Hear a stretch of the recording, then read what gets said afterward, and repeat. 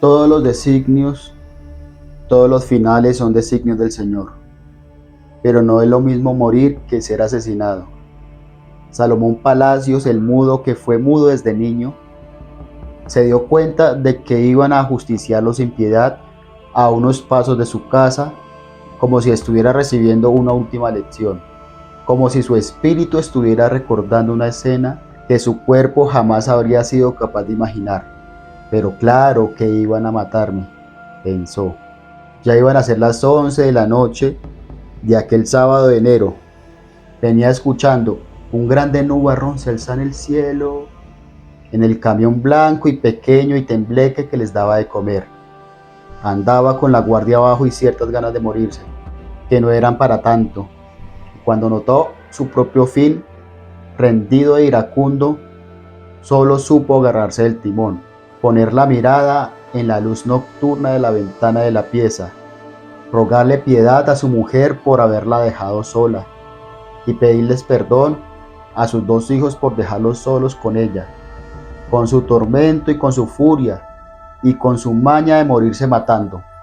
No había nada que hacer, no había tiempo de fumarse el último, ni había a dónde volver ni en dónde esconderse. El corregimiento de Belén de Chamí, en el municipio de Monteverde, que hasta hoy no ha logrado ni rogando aparecer en el suroccidente del mapa de Colombia, quedaba en ese entonces muy lejos de su casa. Y entonces si iba a morirse e iba a dolerle la muerte, porque era seguro que la demoledora locura de ella era el paso a seguir. Un relámpago entre el monte encendió las siluetas armadas con fusiles y describió los escombros del camino destapado. Hubo una parte de él, tal vez su cuerpo, que alcanzó a preguntarse, y la voz de la conciencia, que no tenía otra voz, era grave. ¿Por qué no estoy pisando el acelerador? ¿Por qué no estoy escapándome de esta muerte? ¿Por qué no corro hacia las lomas que están junto a Belén? Pero el resto fueron las luces polvorientas y el estrépito del furgón. Fue frenando de a pocos para no llevarse por delante a sus 3-4 asesinos, y luego con su resignación apagó el camión y abrió la puerta y se bajó de un salto a la carretera, y notó que iba a morir jadeando de miedo. Vinieron los fusilazos en la oscuridad. Tome por sapo, bobo y jueputa. Se desgonzó. No se fue atrás como un hombre talado, sino abajo como un hombre sin huesos, como si morir fuera lo mismo que ser asesinado. Cerró los ojos y se dijo, no, no, pero quería y no podía gritar. ¡Ay! Unos segundos antes de desfallecer en el suelo cubierto de charcos y de piedras. Se vio luego a sí mismo, pero no sabía que él era él, ni tenía claro cuál era su nombre, en una selva renegrida y estrecha y viscosa y fétida que le pareció el infierno. Puede que lo fuera. Pasó allí días, meses, años, quién sabe cuánto pasó. No se acostumbró nunca a esa oscuridad. No supo jamás de bordes ni de rincones. No fue capaz de avanzar a ninguna parte mientras estuvo sepultado allí. Apenas se alcanzó entre el pantano espeso y helado, pero se le volvieron un hábito la pestilencia que no se disipaba y el escupitajo, que, como una gotera en una pesadilla, le caía desde el techo de aquella enramada que algo tenía de caverna, porque allí adentro no llovía. Se descubrió después, aunque puede que después no sea la palabra, tratando de ver algo, de ver, y vio esas ramas pobres y esos insectos pegajizos y sin patas y sin las alas que reptaban por el fango, y así consiguió que esa negrura se le fuera volviendo una noche. Estoy contando lo que me contaron tal como me lo contaron, que a Salomón Palacios lo fusilaron a unos pasos de su casa y murió, y fue una cosa sin nombre entre la cerrazón hasta que volvió de la muerte, que tardó una eternidad en volver, pues el alma recobra la memoria a su propio tiempo, a su ritmo, pero que debe estar por allá ahora, y siempre está, porque la muerte es el verdadero presente, y porque ciertos asesinados no se van. Vio su propio cadáver boca arriba, abaleado y pateado y en guardia, junto a los pastos salvajes donde los vecinos echaban la basura. Vio a sus asesinos encapuchados subirse a un jeep sin precauciones, sin afanes, como dueños y jueces de un lugar lejos de Dios. Y apenas se fueron los verdugos, vio a uno de sus hijos corriendo por el camino que iba de la casa hasta la carretera. Todo le pareció pequeño, la casa, el camino, el furgón. Sintió vergüenza por haberse ido así, de golpe, sin haberlo sacado antes de ahí. Quiso pedirles perdón, perdón por todo. Trató de acercársele a Maximiliano, el de 12 años, que siempre ha sabido vivir y ha encontrado amigos y ha tenido fuerza.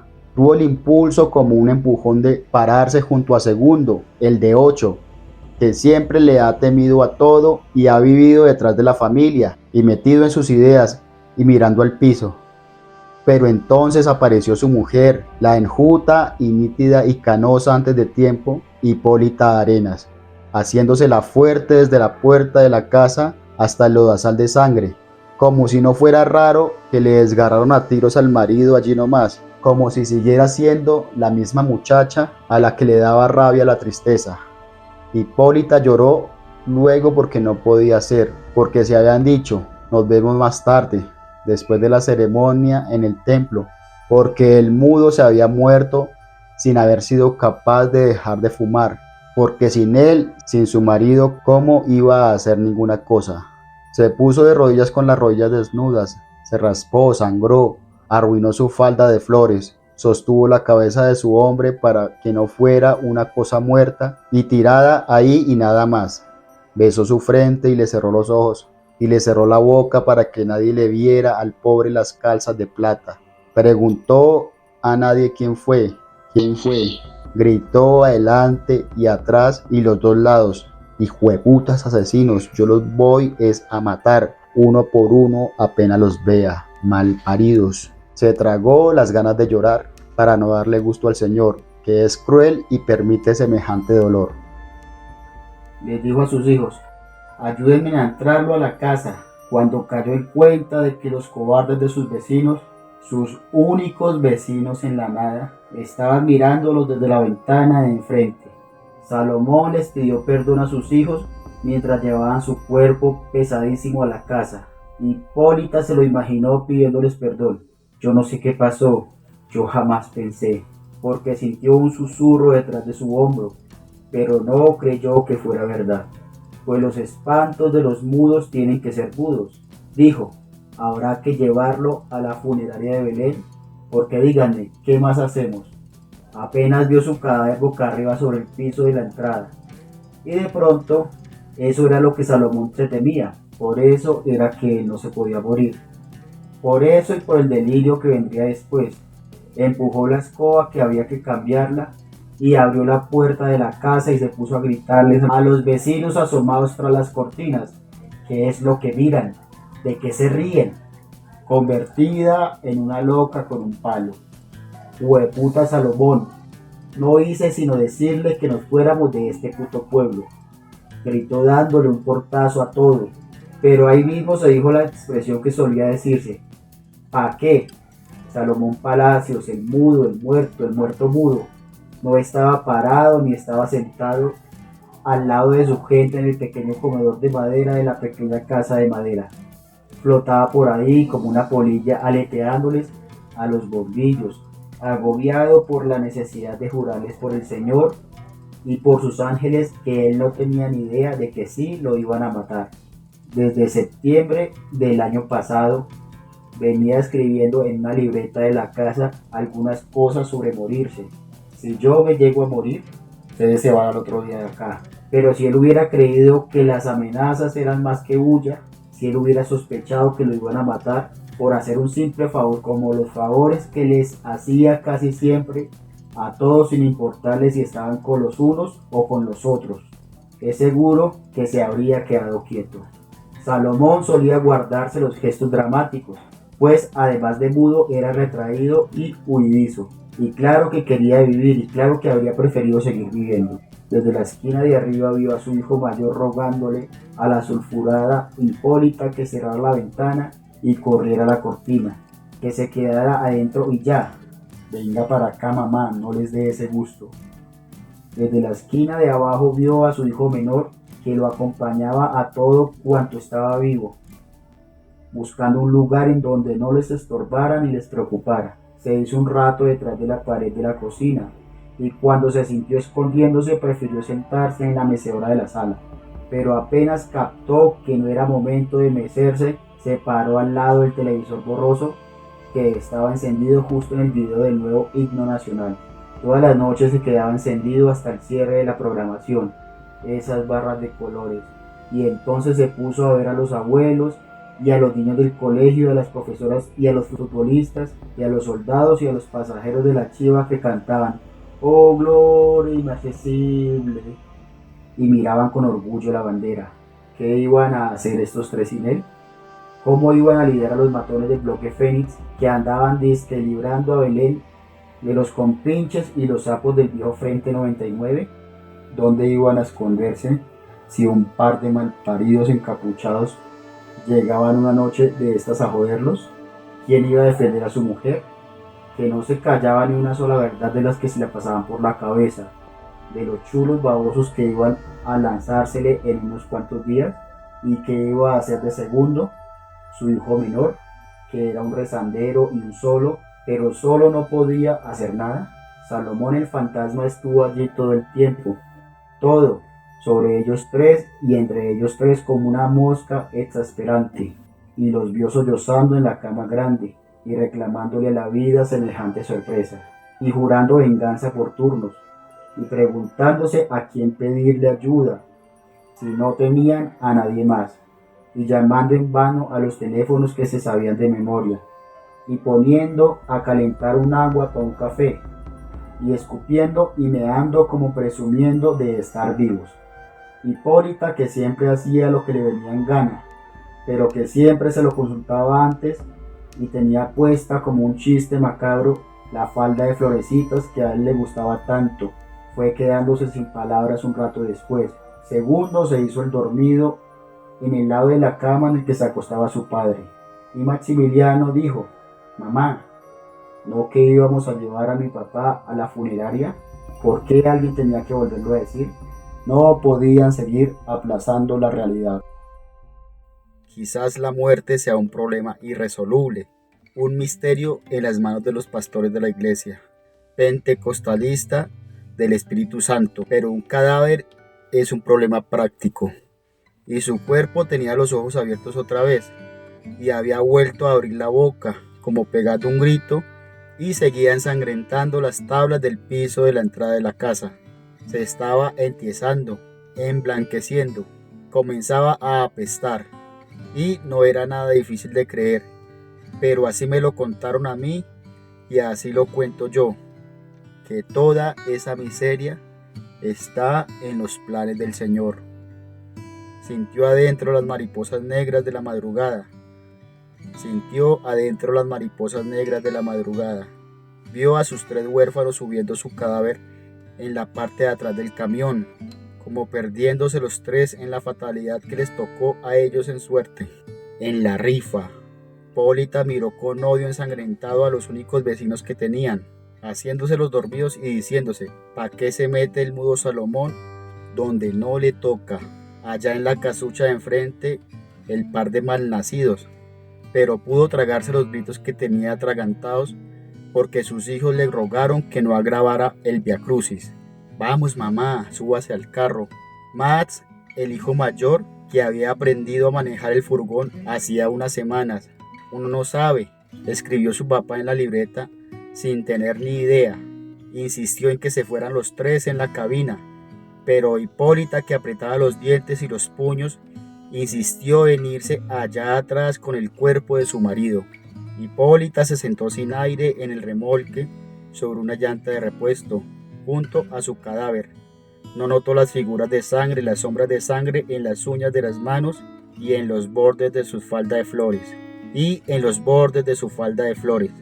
No notó la tembladera ni las curvas violentas, ni los frenazos del furgón que su hijo mayor a duras penas conducía. Se puso a maldecirlo a él, al cuerpo que fue él, por dejarla sola en Belén de Chamí, por romper el pacto que habían hecho de morirse juntos, cuando los niños fueran viejos, por írsele de buenas a primeras sin siquiera haberle dado la oportunidad de pensar si ella quería irse con él, por él, detrás de él. ¿Y ahora de qué vamos a vivir? ¿Y quién me va a llevar al trabajo? Dígame qué voy a hacer yo con mis 2 hijos si yo sola no puedo. Hipólita trabajaba en el mercadito a la vuelta de la esquina de la inspección de policía.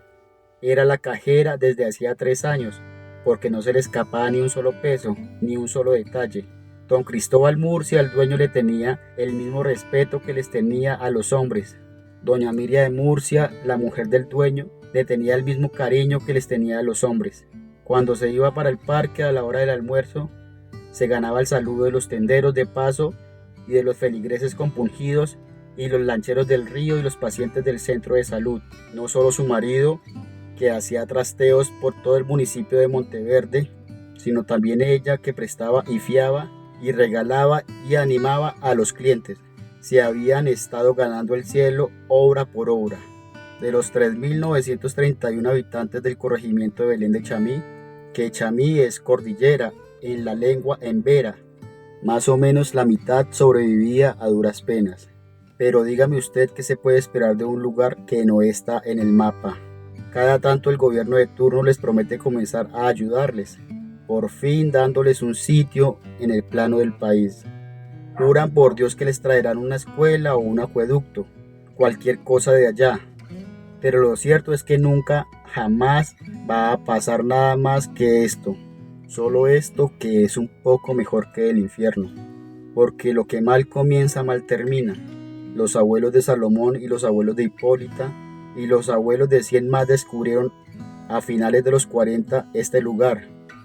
Un triángulo verde entre el verde que va desde el Chocó hasta Antioquia, escapándose como tantos liberales tolimenses y opitas a las brutales torturas lideradas por la Iglesia Católica. Pero la paz imaginaria de los desterrados y los fugitivos y los desertores les duró 20 y pico de años no más, de los 50 a los 70. Belén de Chamí, que así le pusieron para hacerse pasar por chocuanos, por emberas, fue llenándose de perseguidos y de hostigados, de algunos negros y de muchos blancos cansados de la vigilancia de los inquisidores, y sin embargo ese revoltijo de descastados consiguió convivir sin mayores arrebatos de violencia por obra y gracia. Eso me dijeron de la iglesia pentecostalista del Espíritu Santo, y fueron los pastores de la iglesia evangélica quienes le metieron en la cabeza a los melemitas hartos de curas pájaros la idea de que ese delta verde no importaba en el partido, no importaba la raza ni importaba el origen, sino solamente el espíritu. Pero fueron los guerrilleros que se tomaron el poblado en 1975, los enajenados que les disciplinaron los cuerpos. Es mejor que los hombres solo tuvieran una esposa y llevaran el pelo corto y llegaran a la casa antes de las 10. Era mejor que las mujeres solo trabajaran en caso de emergencia y usaran falda hasta las rodillas y estuvieran en sus hogares por la tarde a las 5. Y era lo principal que los hombres fueran hombres de verdad y las mujeres fueran mujeres de verdad, y que se levantaran temprano a vender plátano y palma de aceite y níquel, y que se fueran liberando de la lobreguez del infierno obra por obra.